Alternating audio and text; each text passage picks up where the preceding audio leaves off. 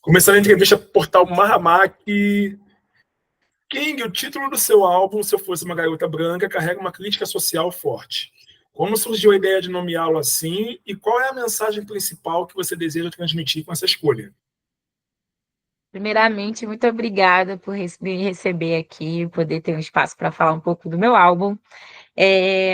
Se eu fosse uma garota branca, a música em si, né, a faixa foco em si, ela nasce de uma frase que eu gosto, que eu queria desenvolver uma música. Eu tenho o hábito de escrever palavras ou frases que eu gostaria de desenvolver uma música em algum momento, então eu tinha essa frase na cabeça.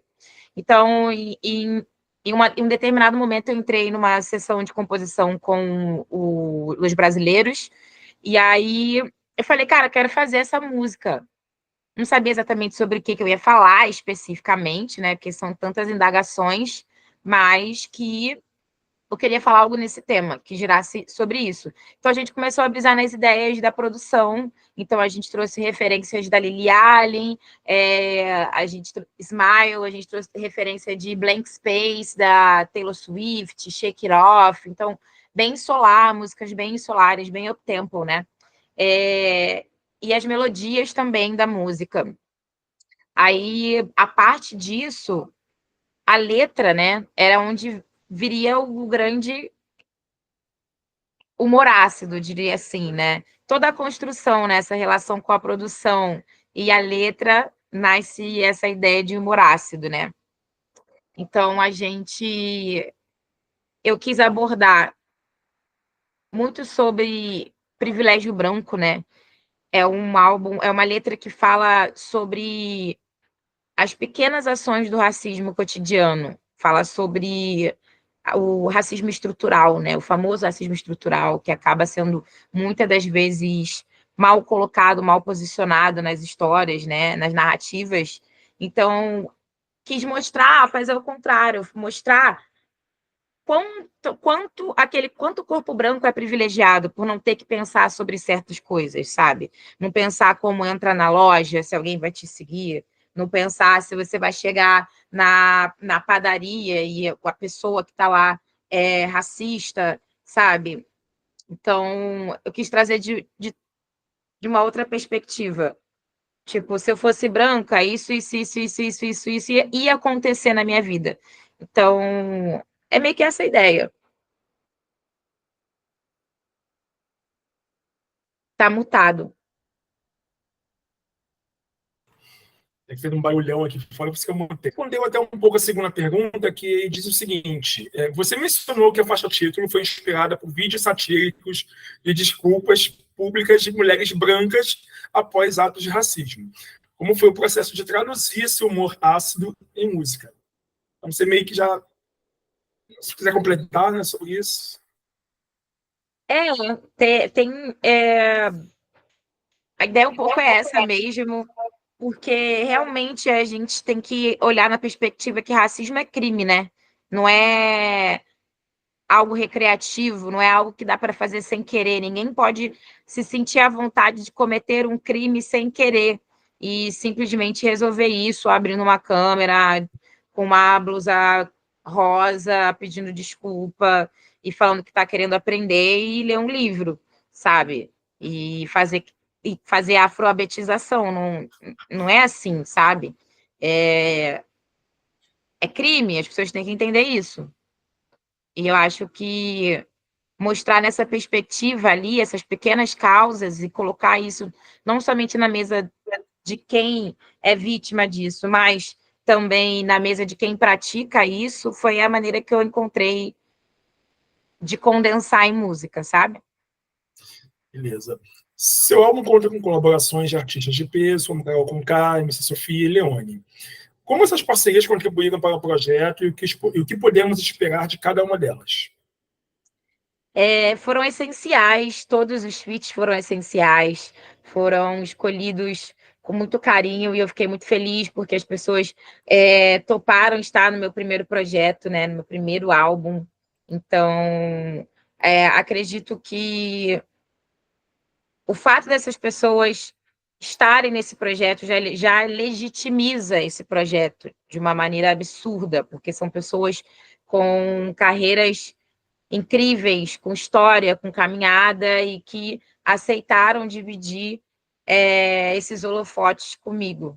Então, eu acho que isso mostra muito o poder da coletividade, é muito sobre o que esse álbum é. Ele foi feito por muitas pessoas juntas, acreditando em algo, né? E os feats são um reflexo muito forte desse processo. A estética visual do videoclipe de Se Eu Fosse Uma Garota Branca traz referências à mulher branca dos anos 70. Como foi o processo de criação deste visual e o que você quis comunicar com essa escolha? Nós construímos esse personagem junto. Eu, Léo Ferraz, que é o diretor do clipe, a Raiza, que fez o figurino do clipe. A gente realmente quis falar um pouco dessa.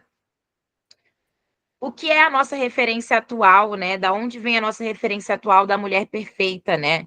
Da onde vem essa característica, né? Então a gente quis fazer essa busca dessa construção dessa mulher perfeita, dessa mulher recatada, dessa mulher que, enfim, que está ali por trás de toda uma mascaração e o quanto é uma figura inalcançável, principalmente dentre as pessoas não brancas, né? Então, é isso, esse processo de querer transformar a gente em algo que jamais acontecerá, porque não tem como acontecer, mas que existem tentativas incessantes, né? E eu nem digo isso somente do corpo branco, mas a gente pode pensar em gêneros musicais, sabe? Quando a gente olha para gêneros musicais originalmente negros, quando a gente olha para quem são eventualmente o rosto das pessoas que lideram esses gêneros musicais, sabe? São várias pautas para se questionar aí.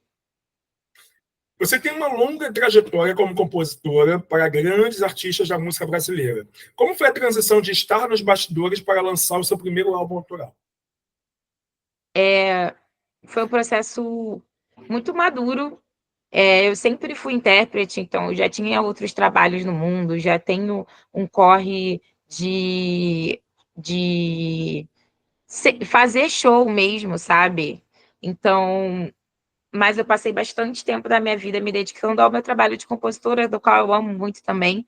Então, eu me dediquei bastante tempo, só que nesses últimos 2 anos eu decidi colocar um pouco mais de energia no meu artístico. Então, eu estou muito feliz, estou me sentindo madura para estar passando por esse momento agora. Me sinto preparada e feliz com o que eu coloquei no mundo, com paciência. Bem, a música Canhota com Carol Conká e outras faixas do álbum trazem temáticas sociais importantes. Como você equilibra o humor ácido com mensagens sérias e críticas no seu trabalho?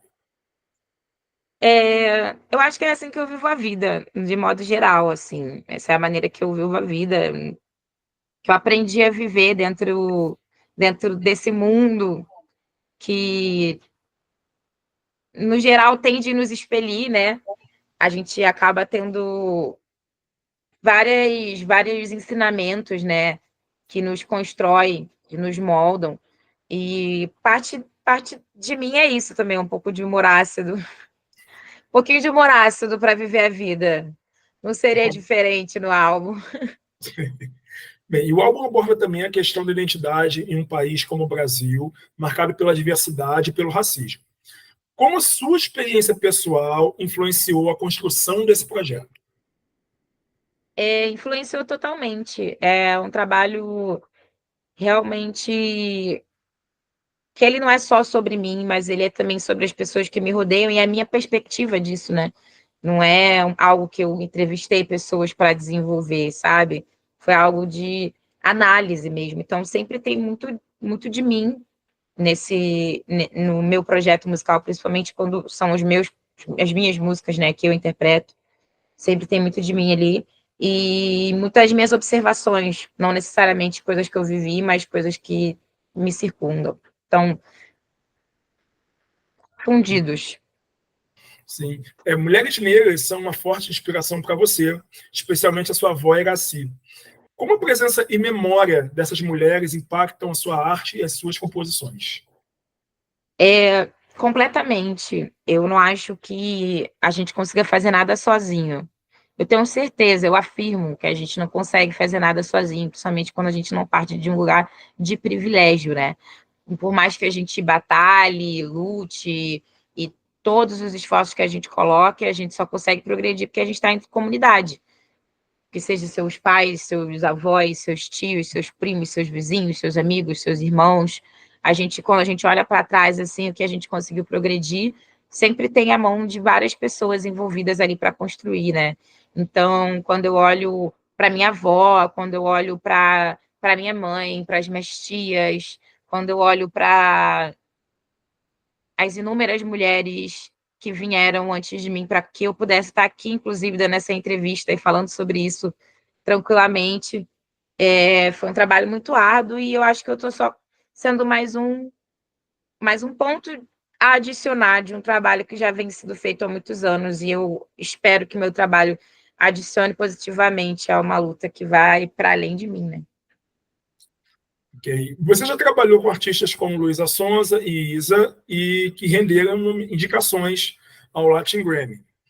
Como essas experiências moldaram o seu processo criativo para o seu álbum de estreia?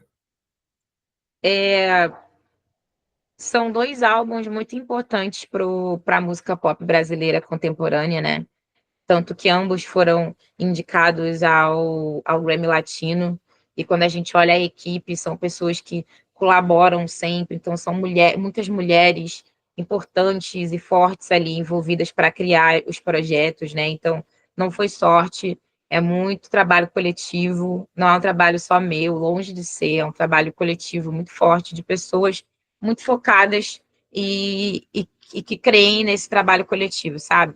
Então, é muito importante a gente ter essa legitimação de uma academia renomada de música. A gente aqui em 2024 fazendo música, eles estão premiaram ícones ao longo da sua trajetória. Então, ter mais uma vez meu nome de alguma maneira vinculado a projetos que construíram o pop Brasil, né? É muito importante.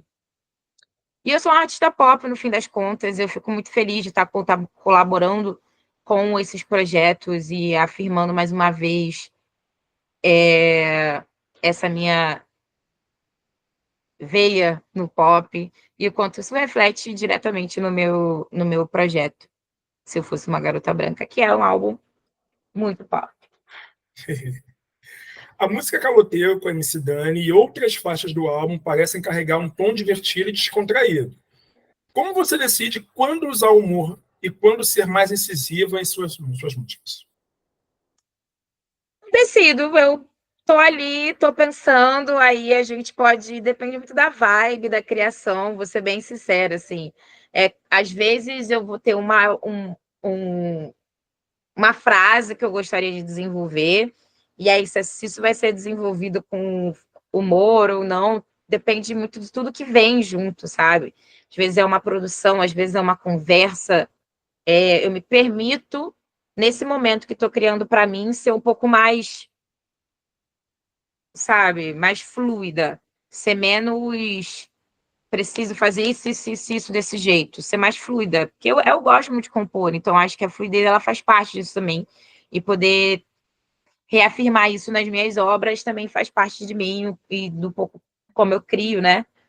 Então não chego a decidir exatamente, não, vai indo. E no álbum tem músicas que também tem outros compositores, então a gente também tem muita influência dessa troca com outros compositores, de como a gente vai lidar com as músicas. Então, é isso. Como eu disse desde o primeiro momento, é um trabalho coletivo muito forte. Nossa. Penúltima pergunta. O que significa para você ser vista como a força do lado B do pop e como você vê o impacto do seu trabalho no cenário musical atual? Forte força do lado B do pop. Olha, eu acho que. Bem, eu não sei nem se eu sou tipo, uma forte presença exatamente, mas eu definitivamente me considero alguém que faz parte desse espectro, né? Diria assim. Então, contribuir nesse lugar, para mim, é muito importante. Eu acho que o álbum em si, ele fala sobre isso. Quando você é uma mulher negra e você se reafirma ali como uma artista pop, isso é muito político, é extremamente político, sabe? Porque quando a gente olha o cenário, é muito difícil as pessoas legitimarem figuras negras como figuras pop. E quando a gente fala de pop, a gente fala de cultura. A cultura pop, ela não é só a música, ela é todo um movimento. Então, a gente tem muita dificuldade de fixar a imagem de pessoas negras dentro da cultura pop. Então, eu acho que eu sou mais uma pessoa que está adicionando nesse trabalho, que está trazendo essa pauta para a conversa, e espero que o que eu estou contribuindo seja válido, e que mais pessoas se sintam confortáveis de se colocar nessa posição também, e que cada vez fique mais habitual a gente estar ocupando todos os espaços, e nada mais justo a gente também ocupar o protagonismo, né? A interpretação. E, por último, quais são as suas expectativas para o lançamento do álbum e como você espera que ele seja recebido pelo público e pela crítica? Eu espero que as pessoas gostem, espero que elas se divirtam. É um álbum para refletir, mas é um álbum para também se divertir. O álbum é bem enérgico e, e que as pessoas se emocionem de alguma maneira, que gere alguma emoção, sabe? Que seja de raiva, que seja de felicidade, que a pessoa se sinta representada, mas que gere alguma emoção, que não passe batido. Eu acho que isso faz parte da, do poder da arte, né? A arte, a gente é só canal, e eu acho que a gente tenta dar o nosso melhor ali, no que a gente entende quanto melhor para aquele momento. E depois que ela está no mundo, está na perspectiva das outras pessoas, mas eu só espero que as pessoas sintam, tenham sentimentos sobre. Bacana. Encerrando aqui, entrevista para o portal Marramag.